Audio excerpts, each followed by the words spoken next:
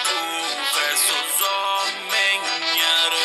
Tô de volta no duelo pra alegria de vocês. Anderson já aprendeu, agora é sua vez. Só sabe fazer piada, cê tem a pele queimada, a cara desfigurada, ainda bem que usa máscara. Deadpool até te acho um cara legal, mas é uma pena que não passe de um retardado mental. A única explicação pro Deadpool ser tão demente é que o câncer destruiu tudo, inclusive a mente. Eu sou o grande herói que nas paredes caminha. Deadpool, vou te matar afogado nessa piscina. Seu filme vai ser um fracasso ao nível do crepúsculo. Seu intelecto é como o seu pau minúsculo. Cheguei! Yahoo! Eu sou o Deadpool. E pra começar light, vai tomar no...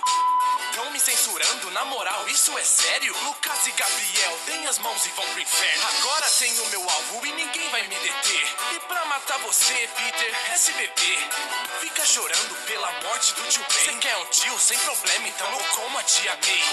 Ixi, acho que peguei pesado. Se bem que ainda nem falei dos pais que foram assassinados, das amantes que morreram, que bosta, hein, aranha? Você só não é um fracasso em matar quem você ama. Quero honrar quem já se foi e você busca só dinheiro. Essa é a diferença entre o falso e o verdadeiro. Espancado pelo pai e contra mim quer batalhar. Parece mulher de malandro, adora apanhar. Queimado, desfigurado, sei como você nasceu. Tipo se o exterminador abortasse um filho meu. Você é um lixo ganancioso, espero que você morra. Você luta por papel e eu luto por pessoas. Você não quer dinheiro, Peter? Isso é engraçado. Além de ser um pobre fudido, também é acomodado. Sua mina com dor na coluna, ajudar você tenta. Dobro igual cadeira de praia quando o gordo senta. Homem-Aranha, hoje cê vai ficar pra trás. Te jogo na cama, te boto de quatro, te lasca a banana, que cara cê faz? Maior herói do mundo, Marvel tava enganada. Você é uma bosta, é isso, nem é piada. Quem venceu?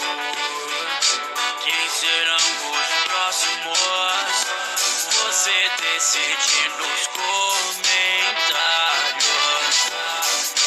Duelo de